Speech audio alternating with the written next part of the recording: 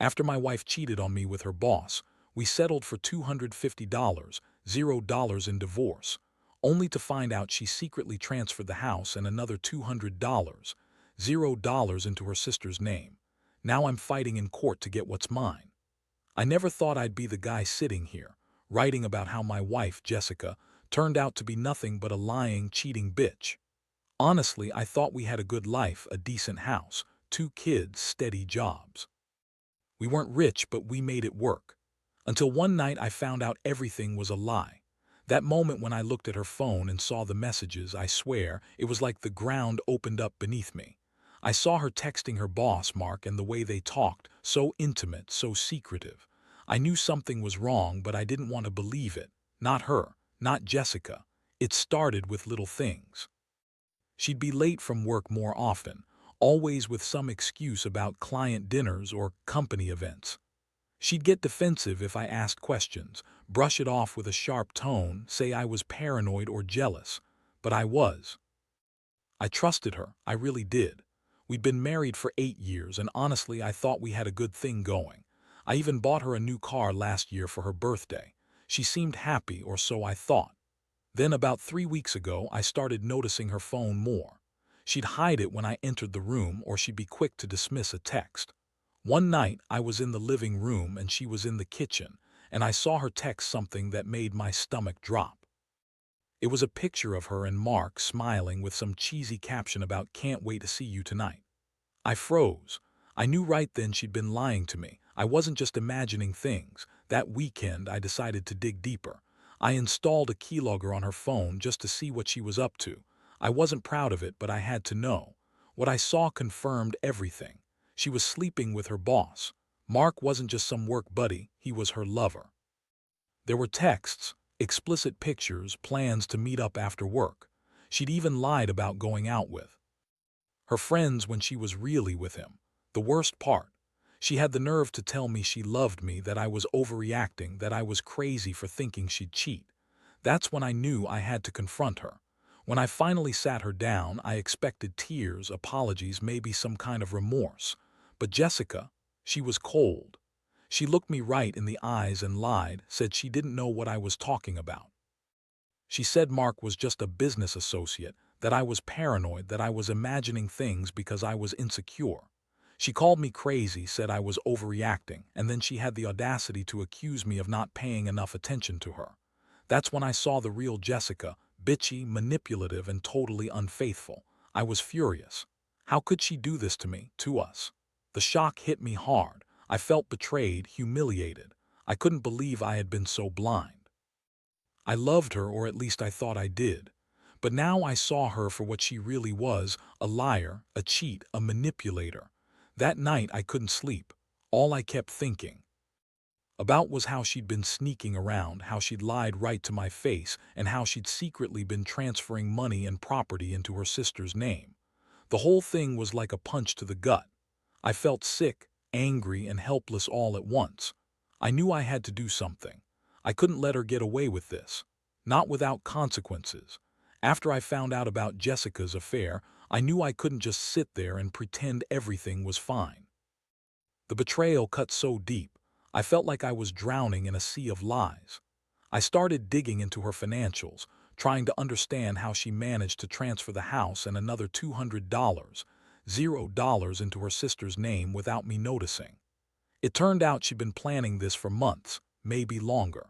She'd used fake documents, forged signatures, and even hired a shady lawyer to handle the transfers. The house, our family home, was now technically in her sister's name, and the money gone into some shell account I didn't even know existed. I confronted her again, this time with the proof. I laid out everything, the texts, the bank transfers, the fake documents. Jessica's reaction. She flipped her shit, started screaming, calling me paranoid, accusing me of trying to ruin her. She told me I was overreacting, that I was just jealous because Mark was more successful and better in bed. That was her favorite line. You're just insecure, that's why you're jealous. But I wasn't jealous. I was furious. Furious at her lies, her betrayal, and her complete disregard for everything we built together. That night I couldn't sleep. I kept going over everything in my head. How could she do this? How could she betray me like this, then lie to my face? I thought about the money, our savings, the house, everything I'd worked for, and how she'd secretly transferred it all away. It wasn't just cheating, it was theft, manipulation, and outright betrayal. I knew I had to fight back, but I wasn't sure how yet. I was angry enough to burn her house down, but I knew that wouldn't bring justice. No, I needed a plan, something precise, something that would hit her where it hurt. I started talking to a lawyer the next day. Not any lawyer, someone who specialized in financial crimes and divorce cases. I told him everything I knew, handed over the evidence I'd gathered. His first words: "You've got a solid case, but this isn't just about divorce. She's committed fraud and you might be able to get the house back, along with the money she transferred into her sister's name." That was a shock. I'd assumed that with the divorce settlement I'd get some of what was ours. But now I realized Jessica had been planning to hide everything, to keep it all away from me. Meanwhile, Jessica was acting like she was the victim. She'd call me names, say I was obsessed, accuse me of trying to ruin her reputation. She even went as far as to say I was crazy for suspecting her affair. That's when I saw her true colors: cold, calculating, manipulative. She was good at lying, at twisting things around so she looked innocent. But I wasn't buying it anymore. I knew I had to be smart, patient, and ruthless if I wanted to get what was rightfully mine. I started gathering more evidence: emails, bank statements, even hearing a private investigator to follow her sister. I needed to prove that Jessica's transfer of assets wasn't just a mistake or a coincidence, it was intentional. I also knew I had to prepare for a long fight in court. Jessica wasn't going to give up her money easily. She'd lie, cheat, and manipulate her way out of it if she could. But I was done playing nice. I was ready to go all in to reclaim what was stolen from me. I'd been betrayed by my wife, but I wasn't going to let her win. Not without a fight. The more I dug into Jessica's schemes, the angrier I got. I couldn't believe I'd been blind for so long, trusting her when she was out there screwing her boss and secretly transferring our assets to her sister. Every new piece of evidence fueled my resolve.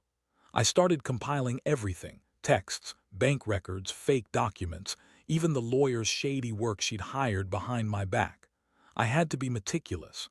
This wasn't just a breakup, it was theft on a massive scale. One day I found out she'd been secretly opening new accounts under fake names, probably to hide the money even further. She'd gone to great lengths, paying off some shady lawyer, forging signatures, and setting up shell companies. I was stunned at how far she'd gone. She'd always been bitchy, manipulative, but this was outright criminal. I knew I had to act fast before she transferred everything into her sister's name permanently. I decided to confront her one last time with everything laid out on the table. I called her into the living room and she came in looking smug, like she had already won. When I showed her the evidence, her texts, the fake documents, the bank transfers, her face twisted. She started lying again, saying I was crazy, that I was making everything up, that I was just jealous because she was more successful. That's when I snapped. I told her I wasn't going to let her get away with it, that I was calling the authorities if she didn't start telling the truth. Her reaction: she got defensive, then angry. She started yelling at me, calling me a controlling, paranoid husband. She said I was ruining everything, that I was just jealous of her affair with Mark. But I was furious because I knew the truth now. She'd been lying to me the entire time, cheating, stealing, and trying to cover her tracks. I realized I was done with her lies. I wanted her out of my life and I wanted what was mine back. That night I decided I was going to take legal action. I contacted my lawyer again, told him everything, and instructed him to start the process of recovering the house and the money. I also filed for divorce, something I'd never thought I'd do so abruptly. But I couldn't stay married to a woman who'd betrayed me so completely. I wanted her gone, out of my life, and I wanted justice. I knew this was going to be a long fight, but I was ready. I had to be. I couldn't let her get away with stealing everything I'd worked for, and I definitely wouldn't let her keep lying to my face about her affair or her schemes. Jessica's lies kept piling up, but I had enough. I'd gathered enough to prove her guilt. I was determined to fight her in court, to get back what was mine, and to make sure she paid for what she'd done. It was no longer about just the betrayal, this was about justice. I was tired of being a victim, tired of her manipulation, and tired of her bitchy attitude that she thought she could get away with anything. From this point on, I was playing for keeps. The court hearings were a nightmare, but I knew I had to see it through. Jessica showed up, her usual bitchy smirk plastered on her face, acting like she was the victim. She kept lying, spinning stories about how she never intended to hurt me, how everything was just a mistake, a misunderstanding. She even had the nerve to cry fake tears, trying to sway the judge with her innocent act. But I had the evidence, printouts of her texts, the fake documents, the bank transfer records, and I was ready to lay it all out. When my lawyer presented everything, Jessica's face drained of color. She tried to deny the obvious, claiming the documents were forged, that I was harassing her. But the judge wasn't buying her bullshit. I could see the frustration in her eyes when the court-appointed investigator confirmed the transfers and her involvement. The house, she argued, was bought with her own money, and she had every right to transfer it. But I had proof that the money was ours, that she'd lied about the source of funds, and that she'd manipulated the system to hide her theft. Jessica's reaction: she snapped, started yelling, calling me crazy, paranoid, and possessive. She accused me of trying to ruin her reputation, even claimed I had been abusive, completely making shit up. But the judge saw through her act. The courtroom was tense, everyone waiting for the verdict, and I felt a strange mix of relief and rage. I was finally getting some justice, but I knew this was just the beginning of a long battle. In the end, the judge ruled in my favor. The house was awarded back to me, and Jessica was ordered to pay back the $200, $0 she transferred into her sister's name. The court also ordered her to reimburse me for legal fees, and she was told to cease any further transfers or attempts to hide assets. Jessica's bitchy attitude didn't change, but she was visibly furious. She stormed out of the courtroom, yelling that I was trying to ruin her life, but I didn't care. I'd won a small battle, but the war wasn't over yet. When I got back home, I felt a strange weight lift off my shoulders. I knew I'd done everything I could to fight back, to reclaim what was mine. Still, I couldn't shake the feeling of betrayal. I'd loved Jessica once, but now, she was just a thief, a liar, and a manipulative bitch. The house was mine again, but the scars of her betrayal ran deep. I looked around at what had been my family's home, knowing it never be the same. I'd lost my trust, my stability, and a part of myself that thought I knew her. That night I sat alone, thinking about everything, the lies, the betrayal, the fight. I realized I'd been naive, too trusting. Jessica's true colors had come out, and I'd been blind to them for too long. I knew I'd need time to heal, to rebuild my life without her. But I also knew one thing: I wasn't going to let her destroy me. I'd fought for what was mine, and I'd keep fighting to move past this hell. I just wanted peace again, even if it meant starting over from scratch. After the court battle, I honestly thought I'd find some sense of closure. The house was back in my name, and Jessica was ordered to pay back the money she'd stolen. I figured that was the end of it. I'd get my life back on track, focus on the kids, and try to forget the nightmare she dragged me through. But of course, Jessica being Jessica, she didn't just disappear. No, she had one last trick up her sleeve.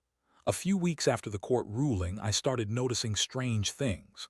Small things at first: missing jewelry, unexplainable charges on the credit card, odd messages in our family email account. I brushed it off, thinking maybe I was just paranoid or imagining it.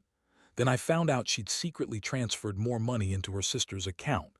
Another $50, $0 this time. I couldn't believe it. How many times had she lied? How much more had she stolen? That's when I decided enough was enough.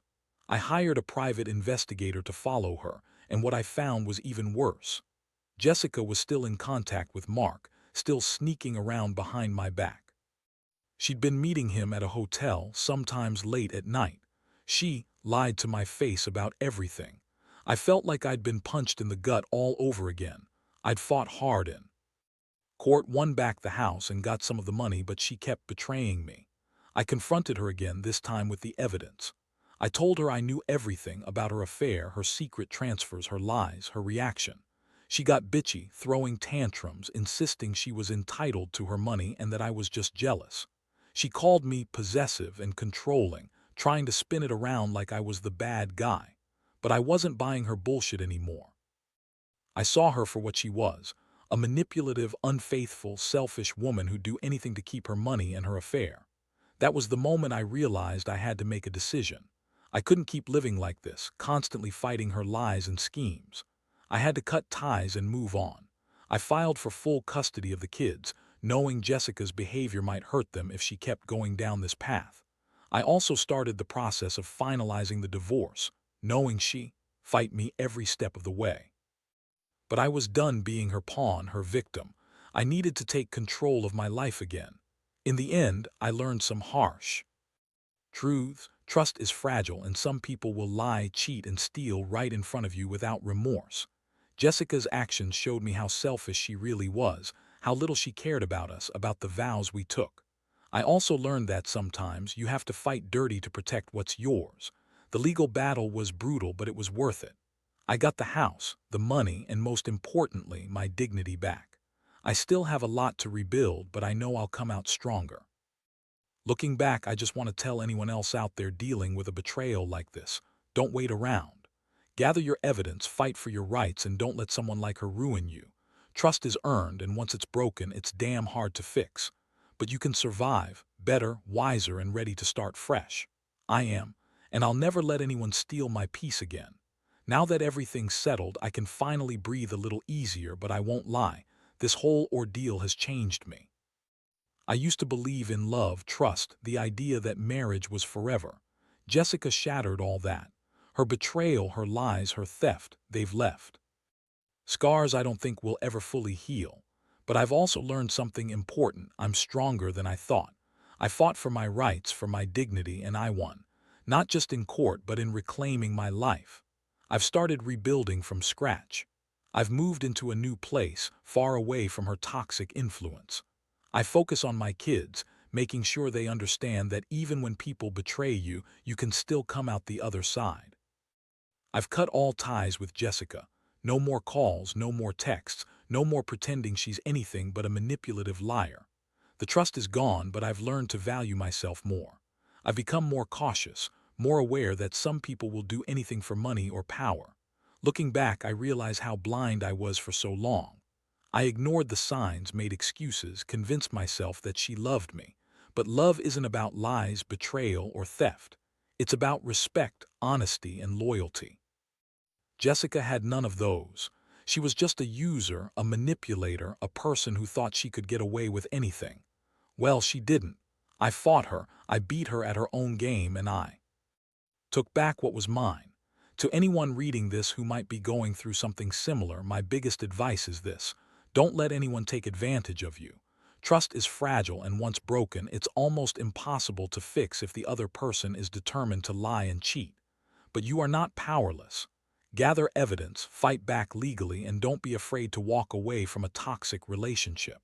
You deserve better. I know I do.